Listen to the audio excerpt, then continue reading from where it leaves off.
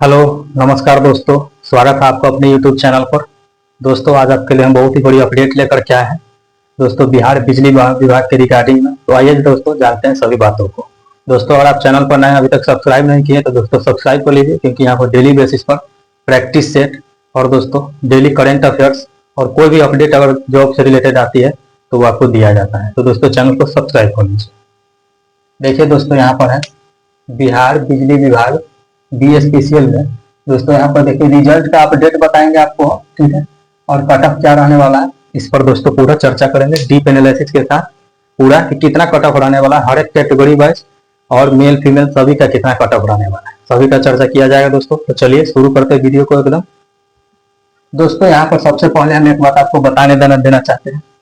देखिए दोस्तों, जब हम कट ऑफ की बात करेंगे यहाँ पर एक चीज हुआ, यहाँ लिखा हुआ कट ऑफ वेरिएशन, इसकी क्या है दोस्तों, प्लस माइनस 2 मार्क्स जो आपको हम कट ऑफ बताएंगे उसमें दोस्तों आपको 2 नंबर ज्यादा या 2 नंबर कम एक्चुअल जब कट ऑफ जारी किया जाए आयोग के तरफ से तो हो सकता है। तो आपको ये नहीं कहना है कि उस वक्त कितना बोलेगा, तो नहीं, 2 नंबर ज्यादा या 2 नंबर कम जो हम कट ऑफ बताएंगे वही रहने वाला है, ठीक है। चलिए दोस्तों शुरू करते हैं। तो हम बता दिए प्लस माइनस 2 मतलब कि या तो 2 नंबर बढ़ सकता है या तो 2 नंबर घट सकता है। तो ऐसा चांस है, हम लेके चल रहे हैं बस, नहीं तो कट ऑफ तो ये एक्चुअल है। चलिए दोस्तों, अब हम शुरू करते हैं। देखिए यहाँ पर यहाँ फीमेल का दिया गया है और यहाँ पे मेल का है। हम लोग मेल से शुरू करते हैं, फिर हम लोग एक एक करके सभी चीजों को जानेंगे। देखिए दोस्तों, सबसे पहले आप आ जाइए यहाँ पर मेल में यूआर कैटेगरी में। दोस्तों, अगर यूआर कैटेगरी में आइएगा तो उसमें अदर स्टेट भी आ जाता है, ठीक है। अदर स्टेट में उसी यूआर में अनरिजर्व में जो सीट होती है उसमें आ जाता है। दोस्तों, यहाँ पर टोटल सीट की बात करें तो टोटल सीट इसमें आपको कितना है, 2156, ठीक है। तो पिछले बार की तरह ही सीट है, थोड़ा सा ज्यादा है बस। अब बात करते हैं दोस्तों कट ऑफ की। तो अगर आप यूआर कैटेगरी या अदर स्टेट से बिलोंग कर रहे हैं मेल कैटेगरी में तो आपका कट ऑफ 72 से लेकर के दोस्तों 78 के बीच में रहेगा, ठीक है। उसके बाद अगर दोस्तों ईडब्ल्यूएस कैटेगरी की बात करें तो दोस्तों ईडब्ल्यूएस कैटेगरी तो बिहार के जो डोमिसाइल होगा उन्हीं पर लागू होगा आरक्षण की नीति, ठीक है दोस्तों। इसमें दोस्तों आपको 70 से लेकर के 74 के बीच में कट ऑफ रहेगा, ठीक है। बीसी कैटेगरी की बात करें दोस्तों हम यहाँ पर, तो बीसी कैटेगरी में 69 यानी 69 से लेकर के और दोस्तों 73 के बीच में आपका कट ऑफ रहने वाला है, ठीक है। इसमें दोस्तों 2 नंबर ऊपर नीचे लेकर चलना है, हम आपको बताएं, उसके बाद आगे आ जाएंगे। यहाँ देखिएगा दोस्तों ईबीसी कैटेगरी में, तो यहाँ दोस्तों आपको 67 से लेकर के और 72 के बीच में कट ऑफ रहने का फुल टू चांस है दोस्तों, पूरा चांस है, ठीक है।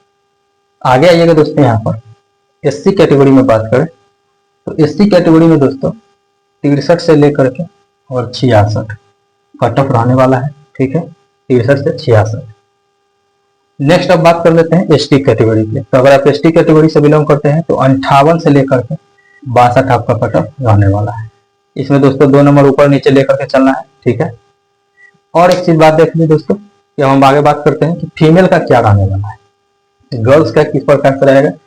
तो देखिए दोस्तों, यहाँ देखिए फीमेल का बात की, देखिए अगर यूआर कैटेगरी में है गर्ल्स या अदर स्टेट से कि यूपी बंगाल झारखंड कहीं से भी, तो उनका कट ऑफ जो है दोस्तों 65 से लेकर के 70 के बीच में रहने वाला है, ठीक है, यूआर कैटेगरी का। और दूसरा दोस्तों यहाँ पर अगर आप ईडब्ल्यूएस कैटेगरी से बिलोंग करते हैं, गर्ल्स की बात कर रहे हैं, तो दोस्तों 60 से लेकर के 65 के बीच में आपका कट ऑफ रहने वाला है अगर आप ईडब्ल्यूएस कैटेगरी से।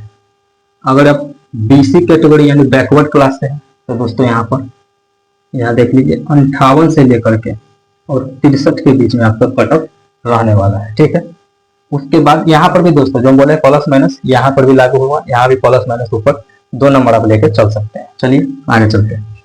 यहाँ देखिएगा दोस्तों, तो ये ईबीसी कैटेगरी में 55 नंबर से लेकर के 60 नंबर तक दोस्तों आपका कट ऑफ रहने वाला है। नेक्स्ट बात कर लेते हैं एससी कैटेगरी में। अगर आप बात कीजिएगा दोस्तों तो एससी कैटेगरी में 50 नंबर से लेकर के और 54 नंबर तक का कट ऑफ आपका रहने वाला है, इसी के बीच में दोस्तों रहेगा, ठीक है। आगे आ जाते हैं। अगर एसटी कैटेगरी गर्ल्स की बात करें दोस्तों, एसटी कैटेगरी गर्ल्स की तो 48 से लेकर के 52 तक दोस्तों आपका कट ऑफ रह सकता है, ठीक है। तो दोस्तों अब ये तो जान लिया कि कट ऑफ कितना रहने वाला है। एक और इम्पोर्टेंट चीज हम यहाँ पर देखिए लिखा हुआ है कि नॉर्मलाइजेशन से दोस्तों किसको फायदा होगा। ये बहुत इंपॉर्टेंट टॉपिक है। नॉर्मलाइजेशन मल्टी शिफ्ट में हुआ एग्जाम, तो नॉर्मलाइजेशन तो होगा ऑब्वियस सी बात।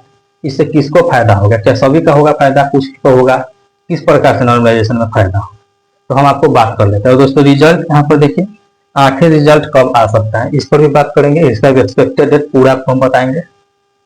इसको पहले बात कर लेते हैं दोस्तों कि नॉर्मलाइजेशन से किसको फायदा होगा। देखिए दोस्तों, पेपर बहुत सारा शिफ्ट में हुआ है, पिछले बार की तरह नहीं कि कम शिफ्ट में, बहुत ज्यादा इस बार बच्चे थे। चलिए आते हैं नॉर्मलाइजेशन। दोस्तों देखिए किस प्रकार से होता है। देखिए पेपर 3 कैटेगरी में हम बांट देते हैं। एक होता है इजी, ठीक है दोस्तों, एक होता है मॉडरेट, ठीक है, मॉडरेट यानी मीडियम दोस्तों, और दूसरा होता है दोस्तों एकदम हार्ड। पेपर को हम 3 कैटेगरी में बांट दिए, इजी, मॉडरेट और हार्ड। 3 प्रकार से पेपर को हम बांटे हैं। देखिए किसी बच्चा को दोस्तों इजी पेपर मिल गया होगा, किसी को दोस्तों किसी फ्रेंड को मिल गया होगा दोस्तों मॉडरेट पेपर, और किसी को एकदम हार्ड पेपर मिलेगा। पढ़ाई सब किया है, सेम किया है, लेकिन किसी को इजी पेपर मिल गया तो ये ज्यादा नंबर उठा लिया, किसी को एकदम हार्ड पेपर मिलेगा तो ये एकदम कम नंबर उठा पाया। नॉलेज का बात करें तो बराबर है, पेपर अगर हार्ड वाला को भी इजी मिलता तो नंबर तो उतना उठा ही लेता। मॉडरेट वाला तो चलिए ले लेके ठीक भी है कि उसका ना ज्यादा उठाया कम और नहीं कम, तो इस प्रकार से चल सकते हैं।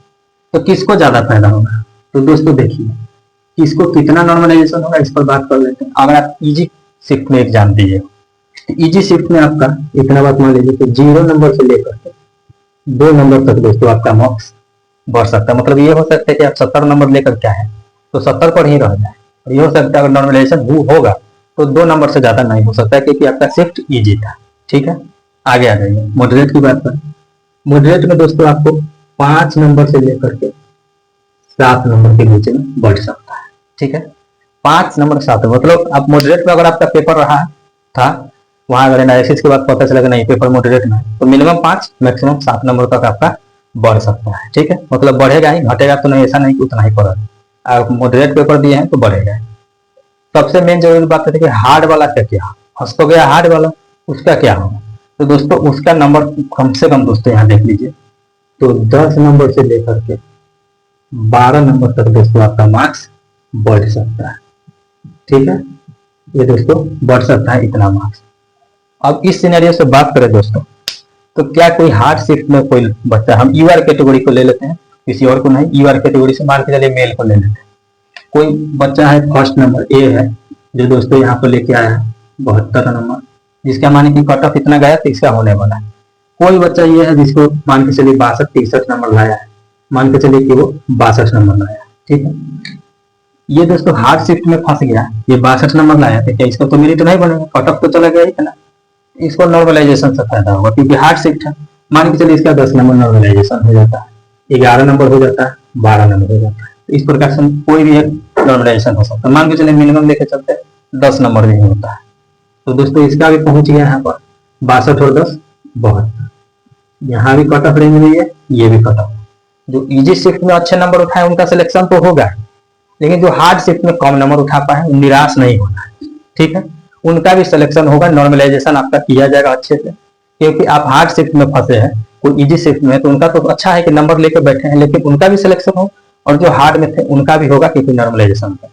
मॉडरेट में है, मान के चलिए मॉडरेट में होगा, यही पर सिनेरियो में यहाँ देखिए कि कोई बच्चा दोस्तों यहाँ पर हो सकता है 68 नंबर ले आया, 68 लाया है मॉडरेट में होगा। इसमें दोस्तों आप जोड़ दीजिएगा, मान के चलिए 6 नंबर, तो कितना हो जाएगा 74 हो जाता है। तो दोस्तों ये कट ऑफ पार करेंगे, मतलब इसका भी होगा। तो हर एक प्रकार से दोस्तों किसी भी बच्चे को निराश नहीं होना, जो हम बता रहे हैं यही सिनेरियो होगा।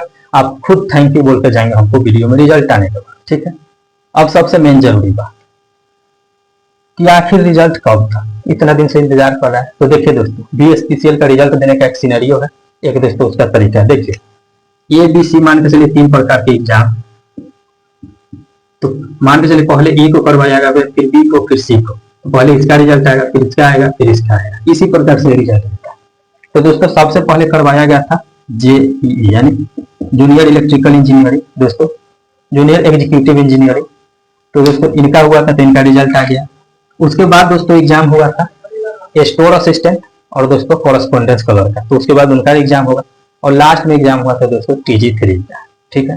तो TG3 का दोस्तों यहाँ पर हम जो ये कटअप बता रहे दोस्तों ये TG3 का है, ठीक है। तो TG3 का यहाँ पर दोस्तों देखिएगा, तो ये देख लीजिए TG3 का दोस्तों रिजल्ट कब तक आ सकता है। तो देखिए ये अक्टूबर जो है ना, अक्टूबर मंथ के दोस्तों फर्स्ट वीक से लेकर के सेकेंड वीक के बीच में दोस्तों आपका इसका रिजल्ट देखने को मिल जाएगा। क्योंकि पहले स्टोर असिस्टेंट का आना है, तो ये सितंबर भर में स्टोर असिस्टेंट का आ जाएगा। उसके बाद फर्स्ट या सेकंड वीक में आपको कन्फर्म है कि आपको रिजल्ट देखने को मिल जाएगा BSPCL TG3 का, ठीक है। ये कटअप जो हम आपको बताएं दोस्तों ये TG3 के लिए, ठीक है, ये स्पेशली। तो दोस्तों ये सिनेरियो रहने वाला है। इससे रिलेटेड कोई भी अपडेट छोटा आएगा तो आपको चैनल से जुड़ जाना है, हम आपको फर्स्ट ऑफ ऑल आप तक पहुंचा देंगे, ठीक है दोस्तों। मिलते हैं नेक्स्ट वीडियो में एक और किसी धुआंधार सेशन के साथ, तब तक के लिए धन्यवाद।